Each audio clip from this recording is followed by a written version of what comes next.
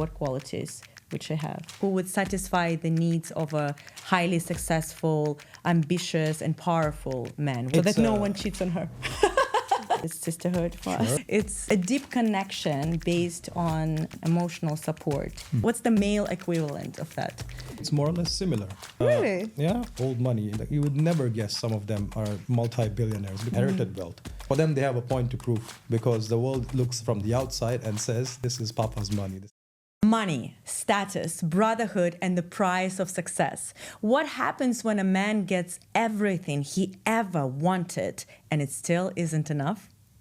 Jordan Belfort made millions, built an empire, lived every fantasy money could buy, and nearly destroyed himself in the process. That's the story at the heart of The Wolf of Wall Street. Hello everyone, I'm Kristina and welcome back to Crispy Talk. Today we're discussing one of the most iconic films ever made, The Wolf of Wall Street. On the surface, it's a movie about wealth, excess, and ambition. But underneath it all is a deeper question. What drives a person to keep chasing money when they already seem to have everything? To help me unpack this film, I'm joined by a guest who knows the worlds of sales, luxury, high performance, and ambition extremely well. Kaustubh Phadke, also known as KP, CEO and founder of AthenaJets. Welcome, KP. How are you today? How are you feeling? Thank you, Kristina, for the very nice introduction. I'm very good. Thank you so much for having me on the show. I am very excited to unpack this movie today. Do you know that I'm also KP, by the way? Kristina Pakhomova. Actually, that's true, actually. So it's two KPs unpacking Wolf of Wall Street. Very nice. It's amazing. For those of you who haven't seen the film, although I doubt there are many, we'll give you a quick overview of the film. The Wolf of Wall Street follows the rise and fall of Jordan Belfort, a stockbroker who builds an empire through sales, influence, excess, and relentless ambition. But beneath the yachts, drugs, and luxury lies a much deeper question. Can a successful man ever truly have enough? So let's dive in. The first scene, lunch on Wall Street. Jordan meets his first mentor. This is the moment he is introduced not only to Wall Street, but to an entire new value system, so to speak. A world where money is everything, where rules seem optional, a world where access is normal. And essentially, he tells Jordan, well, there is no morality in this business. We simply move money from other people's pockets into our own, and that's it. And he also introduces Jordan to the culture of drugs, women, and the lifestyle that is considered completely normal in that environment. So my first question to you, KP, when you watched Wolf of Wall Street, were there moments when you caught yourself thinking, I kind of understand why he's doing this? Or you were completely like, oh my God, this is horrible. I don't. I mean, it's a great movie because it shows his progress as someone that's just starting off in the industry. So he seems more like very timid and he's not too sure of how to get to what he wants. I'm pretty sure he had that inner desire to become the man that he eventually became. It's just that this job and his mentor kind of amplified it and brought it out in him. And I think with what you said regarding to what he became, which is obviously he started doing a lot of drugs and a lot of women around him. And what I feel is that people start to feel that something that's happening around you is normal. So if you are within a circle of people where they are doing drugs, they are cheating on their wives, and they are highly successful people that are just doing completely crazy stuff, it starts to feel normal at some point. So when you reach that point, it's just something that you already have learned that your peers are doing. So it's completely acceptable for them in their eyes. But in the eyes of outsiders, the society in general, it's not something that I believe is obviously acceptable. But how much do you think the environment and the society can actually shake a person's value? Because I believe for men, and tell me if I'm wrong, but I think for men it's very important to be the part of that tribe, the brotherhood, the sense of, belonging.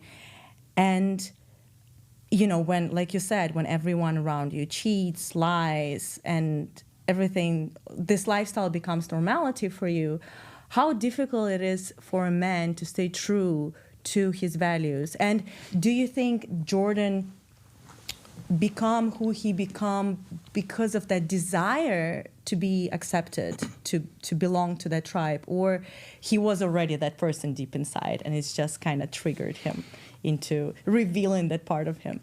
I think it's a mixture of both, because if you see the movie again, when he was still starting off, he was ambitious enough to eventually take the risk to start doing illegal stuff, which is selling penny stocks. And when he realized that he had that skill in him, it just amplified his desires. So that being whether it's drugs and women and cheating on his wife and all of these kind of things, the money just amplified whatever he was having inside of him.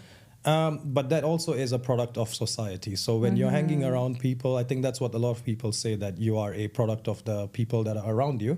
So if you hang out with successful people, there's an extremely high chance that you will become successful. If you hang out with people that are drunkards, the extremely high chance that you'll be a drunkard. So he was around people such as his friend Donnie, who absolutely had no idea what he was doing, and he was just happy that he was making a lot of money. And their innate desires were fulfilled with all the money that they made. And so, eventually it just went down the wrong path. But I think to answer your question as well, if no matter what happens, if you are true to yourself and you have a value system that you believe in, no matter what you are given and what you are offered, it is possible for you to not swerve away from the path that you have decided for yourself is right. So some people do believe that I will never do this, and no matter how much money or influence and power they get, they are right to their path. But that's because deep within themselves, they've convinced themselves that the reason why they are making money is not so that they can fulfill their extreme desires, but to actually use that money in a positive way, which unfortunately I don't think Jordan did much of. Right. Yeah, I agree with you. He definitely had something in him. I mean, if he was that shy, not ambitious person, he would not be in that environment, right? The next moment I want to talk about is the chest beating ritual. Remember that? Yeah. Absolutely, yeah. I even, it's such an iconic scene. Everybody remembers it, right? Yes. But the fun fact about the scene is that this moment was not written in the script. Actually. Yeah. The famous chest beating ritual, it was actually Matthew Montgomery personal vocal warm-up. He was, beating his chest and loosening up his voice. And Leonardo DiCaprio saw that on set, and he proposed to add that in the movie. And Martin Scorsese loved the idea and kept it in the film. Isn't it crazy? That's easy. I mean, just a personal warm-up became an iconic moment in the movie, and later it became that tribal almost ritual in Jordan's company, remember? Yes. It's so funny, I thought. Okay, so my next question would be on brotherhood. What creates brotherhood among men? Because for women, do you want to know what is sisterhood for us? I mean, I'm going to talk for all the women, but for me, okay, it's a deep connection based on emotional support. We like to be vulnerable with each other, and ability of being vulnerable with each other is very special, and also sharing emotional struggles. So it's a lot about emotions. What's the male equivalent of that? Great question. Actually, I would say it's more or less similar. It's really? Yeah. I mean, the people. Men are also emotional creatures. We are. We just don't show it enough like women do, right? But we are emotional. I'm sure, and I think it comes with, I would say, shared struggle. So when you have, for example, when I was in the army, all of us had a sense of brotherhood because we were going through the same things together. And even though maybe in a normal setting I might not have been friends with a certain individual, because of the fact that we went through something together and we had each other's backs, that is a brother for me. And so I think to boil it down, I think I would say it's just a shared struggle and a common goal that we share together. And if you find someone that does that or is going through that, it's very easy to connect with them on every level. And so it makes it easier for us to become brothers. And I think that's exactly what I would say is. And what if brotherhood, somebody yeah. becomes more successful than another? Is there a sense of like competition or jealousy? There is. How do you keep that brotherhood going? Or Look, there is jealousy. I mean, we are human, so we'll always be jealous. We'll always want more. So people that are already successful also are jealous of them or of other people that are way more successful than them. So while there is a bit of jealousy, I think there is still that brotherhood feeling that I'm happy that he's made it. yeah, And if the other person that's become successful does truly believe in brotherhood, he will lift his brothers up as well. So when I have friends that are much more successful than me, I have realized that they also try to help me out in any way possible. So it doesn't have to be monetary, but it could be Yeah. something like introducing me to new connections that they have made now in their circle. Yeah. Or likewise for myself, for people that are not as successful as myself, I would also help them out. So it's all about understanding that there will be jealousy, but it's all about controlling it and understanding that we are not here to step on each other. We're here more to support each other and see how all of us can grow together. So you can never grow a business or by yourself alone. You always need someone to like be there with you. that is so true. That is it's so much harder to it's so lonely, It right? is. It's hard already, and you're there by yourself. And I think for Jordan, right, and his friend, what's his name? I forgot. Donnie. Yeah. Jordan and Donnie. Were they true friends, in your opinion? I think to a certain extent, yes. But I also feel like there are certain parts of the movie where Donnie tried to take matters into his own hands, so to speak, that obviously resulted in catastrophic Outcomes. Yes. such as when he reintroduced Jordan to drugs, or he was trying to push him while he knows that he's going sober. He is sober, and he's trying to push him to get back into doing drugs. That's not a friendship. That's not a real That's not friendship. But he was there with him also for a big chunk of the movie where he was his right-hand man, so to speak. Yeah. The only person he could rely on at that point. So it's beautiful how it shows the evolution of their brotherhood as well at the same time, also highlighting the character development of both the characters. It's superb. So, yeah, I would say 50-50. Yeah. It's not as easy, right? It's not very very complex. easy. But it happens. I As think, any relationship, I guess. Absolutely. And I think it just happened because the money just got to their head to the extent they did not know what to do with it. So, Yeah, I agree. Jordan's mentor, he told him straight away, right, that there is no morality in this business. There is no ethics in this business.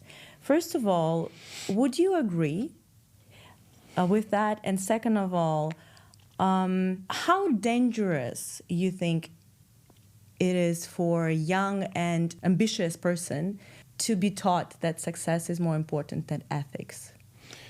Extremely dangerous, honestly speaking. I think success is also a result of having ethical values inside you. And while at sometimes it does seem like there are people in the world, especially in very cutthroat industries, right, such as mine as well in the aviation business.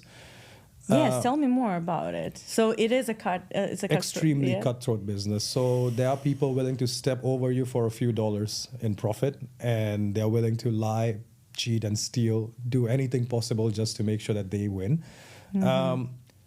And so I think ethics takes a backseat when it comes to these kind of things. And I think that's also primarily because of the fact that there are people that are trying to prove something to themselves. And these are the people that generally do not have any ethical values that they believe in, or morality for that matter.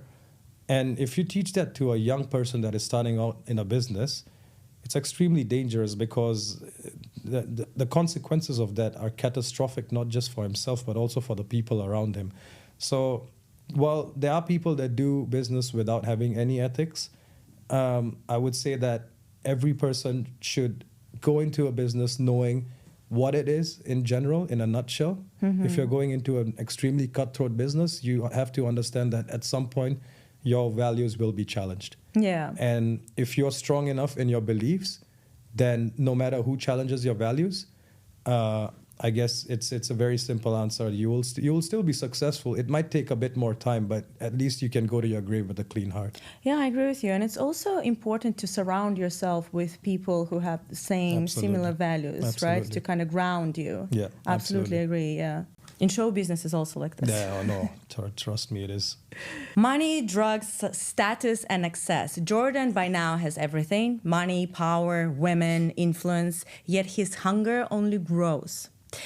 I'm wondering, is there a part of every man, KP, you think, that wants constantly more? You know, more money, more women, more status, more influence. And can a successful and powerful man ever have enough? Or that enough is, you know, that contradicts the very nature of an ambitious person? What do you think? I think everyone wants more than what they already have. And when you get that, you want even more. There's no real end. When you say ambition, what I believe is there's no end goal. No one says, I'm going to make, for example, $10 million per year or have a net worth of 10 million and that's it, I'm going to stop. Not one businessman has ever said that, because once you reach that level, your wants and desires also change accordingly. So your lifestyle, the way you spend money, the people you hang around with are now in that bracket. And so then it makes it you've never met a person who says, okay, I've had enough, I'm going to just sell my business, have this money and never work again, never going to expand and just like live my life with this money that I have. Well, I mean, I would say those people have achieved their ambitions and they're not just spending their money away, they're still doing something in the side. So I think if everyone wants to live a certain lifestyle, there is a price tag to it. There's a price point. So if I were to give someone $5 million, they're going to live the $5 million lifestyle. But when that runs out, then they want to live the $10 million lifestyle or the 100 million and the billion. So it's never enough. And I think that's just the innate nature of humans in general. You give me something, I want more. And if it's just how it is, right? And I believe that there's never truly an end. And as you can see with the wealth distribution in the world right now, we have made a new trillionaire. Oh, yeah. And it could have ended when he was a multi-billionaire, almost a trillionaire. He could have sold everything, but his ambitions are different. It's not money. It's to generally leave a legacy behind. So if your ambitions are to create a long-lasting story that people will speak about you for the rest of your life and after you die, be it positive or negative, because there are people that have done negative things and still created a legacy and left it behind that we speak about till today.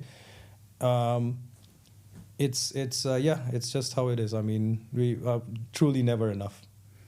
So you think these people, they build businesses because they love what they do or because they want to prove themselves, their worth to the world? Because to me, going back to the movie, right? Yeah.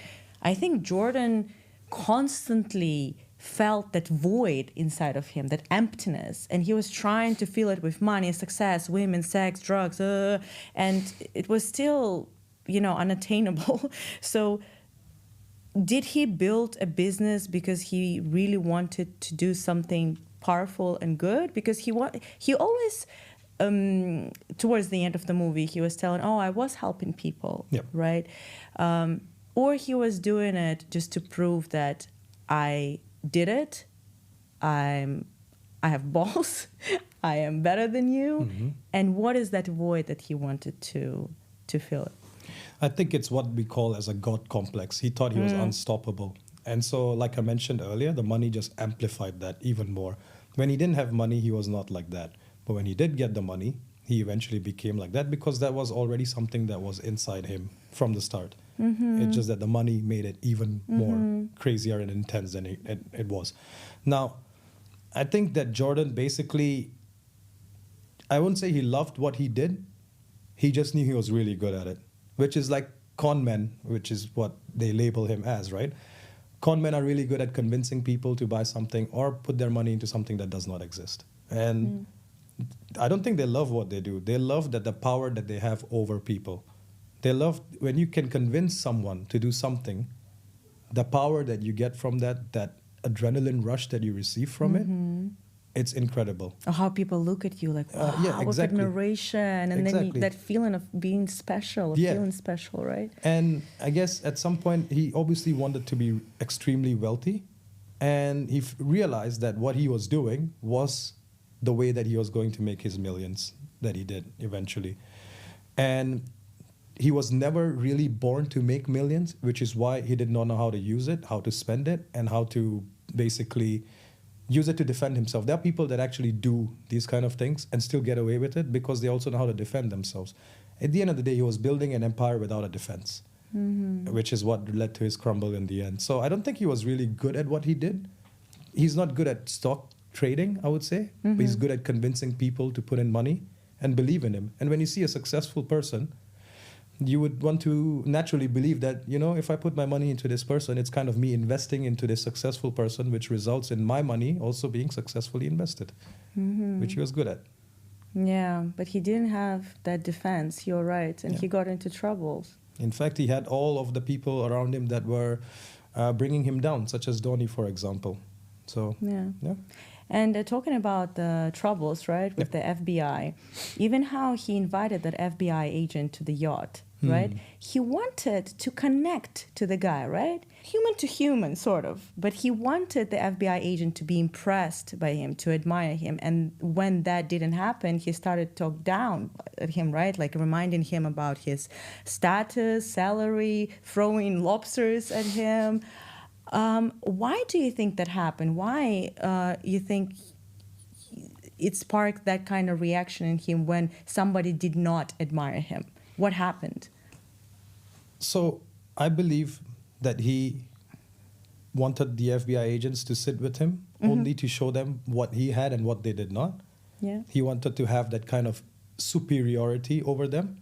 And when they did not bow down to him, which is what he's always wanted people to listen to him, get convinced by him. And he which was tried getting to. it. Exactly. So he's always getting it. And when you don't get what you usually get, then that triggers your emotions, and that's why he started acting emotionally. So I think he obviously wanted to make them feel inferior to him, and which is why when they did not give in, he tried to bribe them clearly on the yacht. And when they did not accept the bribe, he knew two things. One, he is screwed. Like they are going to make a case against him and he's going into prison. And the other thing is because he could not convince these people to bow down to him, I think he took it as an insult, as a personal insult, more than what actually they were doing is just their jobs. It was nothing personal against him per se, but it was just what he was doing was illegal, so they had to do their job. I think he was trying to gain that respect from everyone with all the money and status, right? So Exactly. you think when successful people make this money, is it about wealth and status, or is it about respect, actually, and validation? It's always about respect. Yeah? Always about respect and validation. No one ever buys a Ferrari and keeps it at home. Yes, you show it around. You show it around. You want to go around. You want people to take pictures.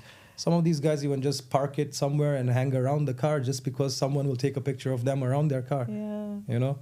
So it's never about money because the money is already there. It's just that they want to be validated. Some of them don't. So which is why old money, they don't really come out with these kind of flashy cars and clothes with branded logos and everything flashing out. Which some of my clients are like that. They're old money. Like you would never guess some of them are multi-billionaires. Because But do they treat others equally? Is there that sense of superiority there or not? Not really. It really depends on how you've made your money. Some people come from rags to riches, and so they do realize when someone is struggling or below them in like a hierarchical status in society. They do understand the struggle at that level because they've come right from the bottom. So they've been at that whatever level this person is.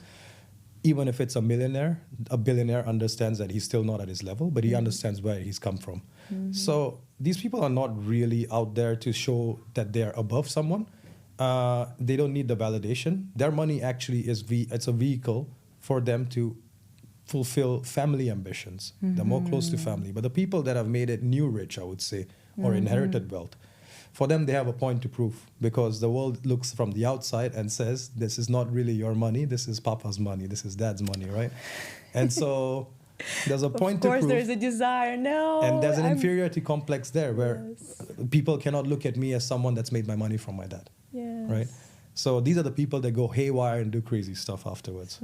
So Jordan probably was trying to gain that love, respect, and validation, right? Absolutely.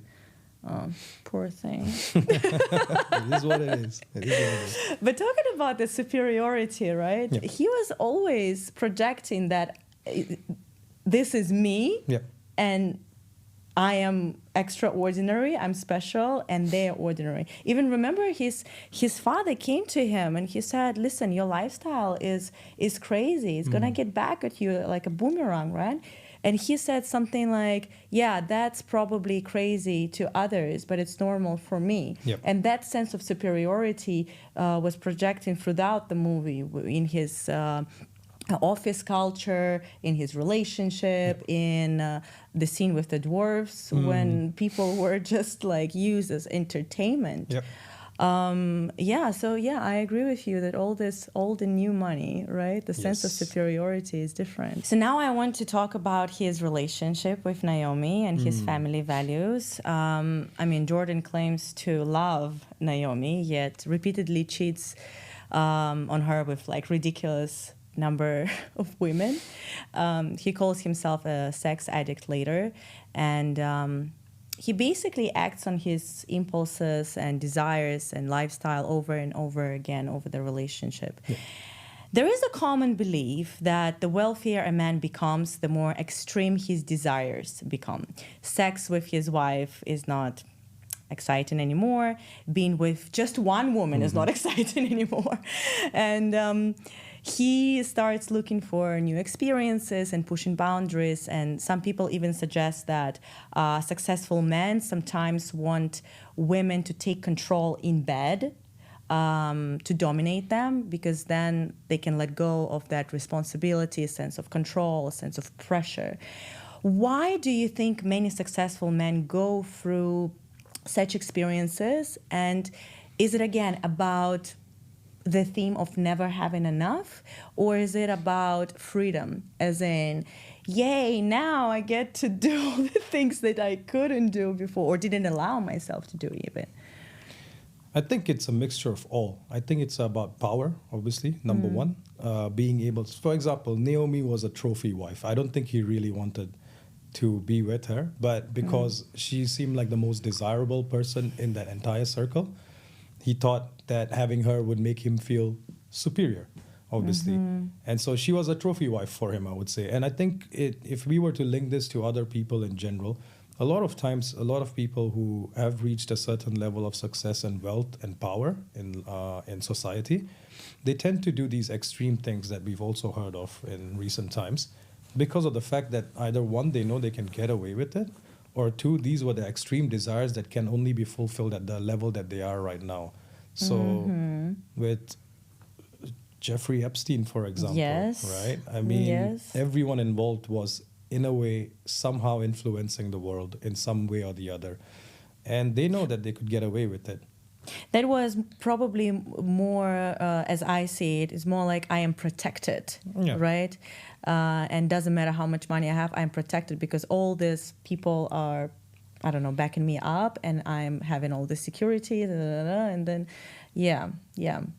I think from ancient times in general, right? If you look at humans, I mean, kings and people in the courts have always looked at themselves as above everyone else. So people that were the normal people in the villages and within the kingdom were not really of value to them much. They were either just doing their own business and keeping the economy of the kingdom alive, and they were treated however the kings wanted to. The people paraded around for fun or anything.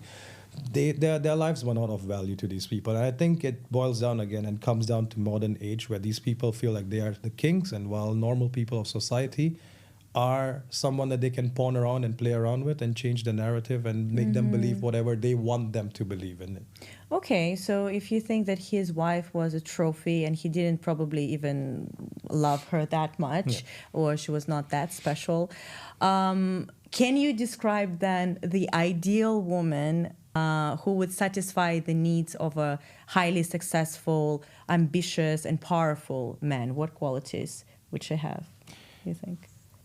So It's, that no one cheats on her. Well, I think obviously that goes without saying, but I would say for an extremely ambitious man, he wants someone, a woman for that matter, who would be there to support his ambitions and not get in the way of it. So he also wants someone that also is ambitious at the same time. I'm pretty sure about that, so that he can support our ambitions. And if he's smart enough, he would also have, if he has an ambitious wife, for example, right?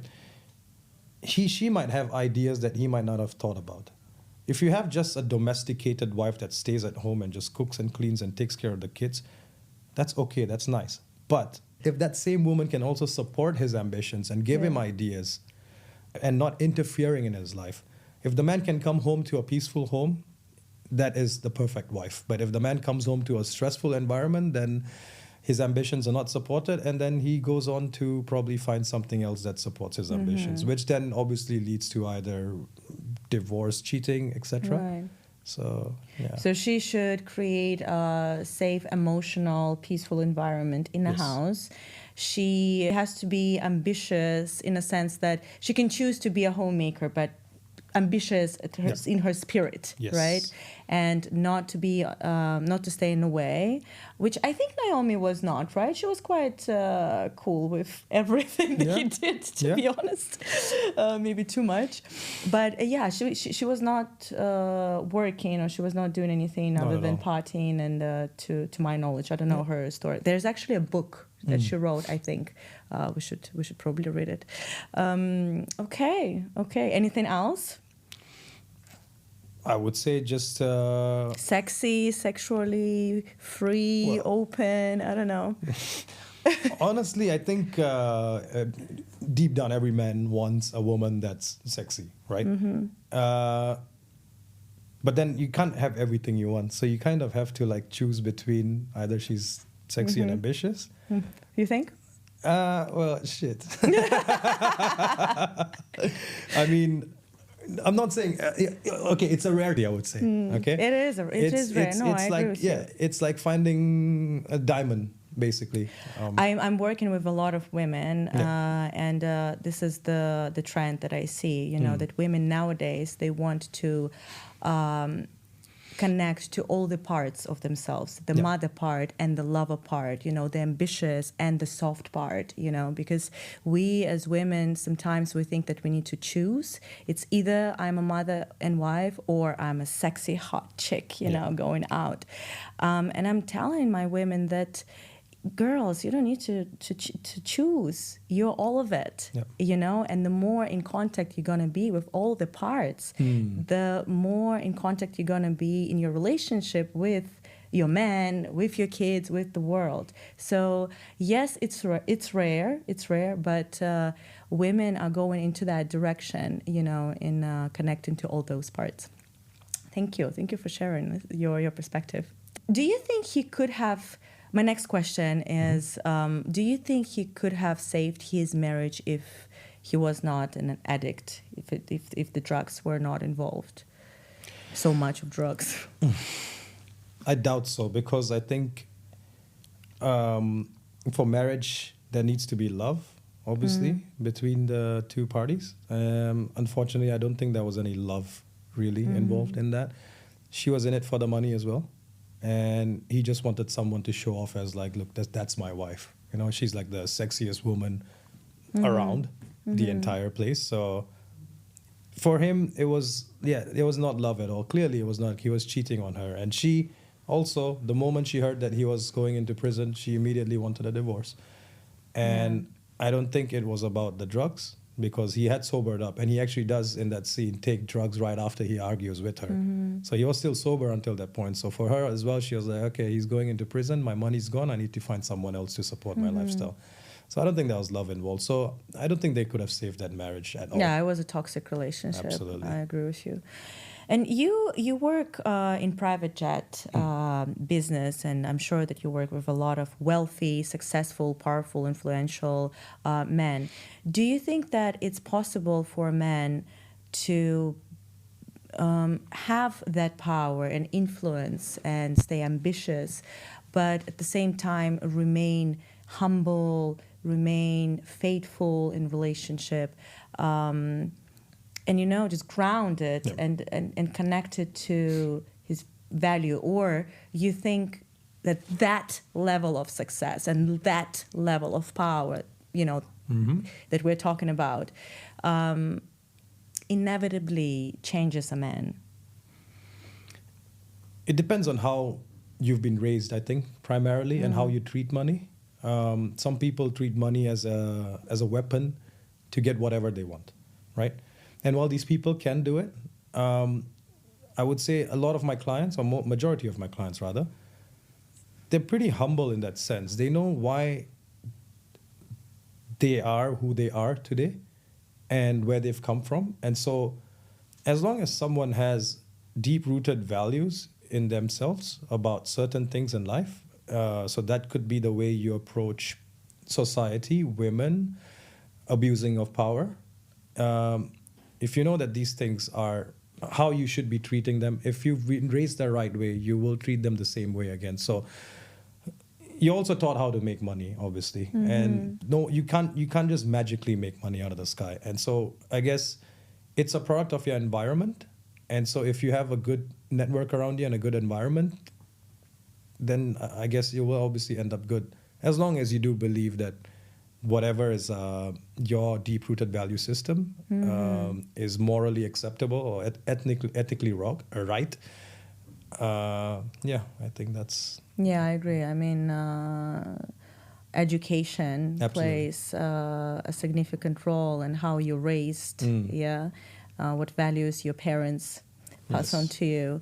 It's very important. I agree. Okay, so the final scene. Jordan loses his empire by now, his reputation, his freedom, and yet people still admire him. Yep. They want to listen to him, and it's fascinating. They want to learn from him, even. Why do you think people are still admiring Jordan after knowing what he's done? And what does it have to say about us as society today? I think if you look at the people that want to learn from such people, such as Jordan Belfort, and he's just one of many examples. There's so many people that have become motivational speakers, and previously they were con men and ex-gangsters, mafia leaders, etc. The reason people want to hear from them is not because of the popularity that they generated, notoriety, I would say, rather, that they generated when they were doing their wrong things, but rather how they managed to convince people. I think the people that attend these seminars are mostly guys that are interested in business and sales and ambitious and stuff. It's just that they know that this person has used it in the wrong way. It's just about channeling the energy. So if you come there with good intentions, you can use someone's means of getting something in the wrong way, but use that for yourself in a good way. So I think they just came to understand, how is this person able to convince someone to sell to him? I mean, basically sell and take money from people for a product that never existed, basically. If only he sold a product that did exist, he would have been so much more successful and well-liked by most people, I would say. So people just came there to learn sales techniques, relationship management, things of that sort, Yeah, and I agree with you. They also learn about how to expand that amount of energy, right? How to learn that skills of communication, of convincing, the power of, the voice, the power of communication. I agree with you. I never thought about that, actually. And for you, what is the measure of success for you today? Is it money? Is it freedom? Is it success, influence, or maybe inner peace? I think it's a good combination of all of it. They say money can buy certain things, right? I kind of disagree with that. I believe money does buy time. I think money buys health. Only thing I think money does not buy is real love. Yeah. So you can have someone around you like Naomi, but she's only in it for the money. So it was not love, like I mentioned. But I think money does buy time. It lets me do whatever I want at whenever I want, because I know that I have enough to spend this time. So if I wanted to spend time with my kids, of which I have none, I don't have any kids, I could spend time with them. I could maybe take them on a vacation, because I know I have enough to basically not just to take them on, not to afford the vacation, but more like the 2 weeks that I'm going to spend, I know these 2 weeks I've technically bought my time to spend with them, and I don't have to worry about money. So for me, I think money is number one for me. I won't lie. I mean, I'm in sales. I can't lie and say that it's not. Money is definitely number one. But the other thing, like I said, I want to do is I want to create a legacy behind. So not just for my kids in the future, but also I think for society as a whole. I would like to leave some kind of like positive, long-lasting impact that people will think for like the years to come. And how I do it, I'm not too sure. I mean, this line of business is not something that I would say would allow someone to do it. But, yeah, no, of course not. A long-lasting legacy, I think it's not really something that someone would be... Because at the end of the day, I'm a broker. I'm a relationship manager. I could build a company and I could have thousands of people. That's one way I could do it. But if I were to do it the way that I'm doing it right now as a two-man setup, I'm not going to create a very long-lasting legacy. I would leave good memories of myself behind for sure when I die. But that's not enough for a while because even the people that will remember me will die at some point. So for me, it's about my image, yes, definitely, money, and the ability to, I would say, move things around whenever I want in any part of the world, which is what I'm trying to do right now and have done successfully recently. It resonated with me a lot, actually, that money buys you time, right? Like, we can say with financial freedom, you can say no to some opportunities because you have financial freedom, and that no will buy time with your kids, with your family. Absolutely. Yeah. So last question to you. What do you think, after all, Jordan was looking for all along? I think it was firstly validation for sure from everyone around him. The other thing was he himself wanted to prove a point that he was not going to remain poor like he was in the beginning. And he did both of it. He got both of it. He proved to the people that he was not poor anymore. Obviously, he had a lot of money. And he got the validation from everyone. And I feel like his inner desire was to prove everyone wrong, that he's capable of anything, which he did eventually. And I think he achieved whatever he wanted to achieve, but he did it in the wrong way, obviously. But he got what he wanted. Okay. Thank you so much, KP. Thanks, it was Kristina. Wonderful getting your perspective as a man who works in sales. Thank you so much. I really enjoyed our conversation. Do you want to share a few more words with the audience or share some words of wisdom, how not to run after wrong things, maybe how to stay true to yourself while also appreciating money, success, and luxury? Or any other words of wisdom? Well, thanks, Kristina. A nice question. Good question. Words of wisdom. I would say just be true to yourself. Never give up. And ask for whatever you want. Honestly, ask for whatever you want. And you'll get it. Ask and you shall receive, as they say. It is true. It works.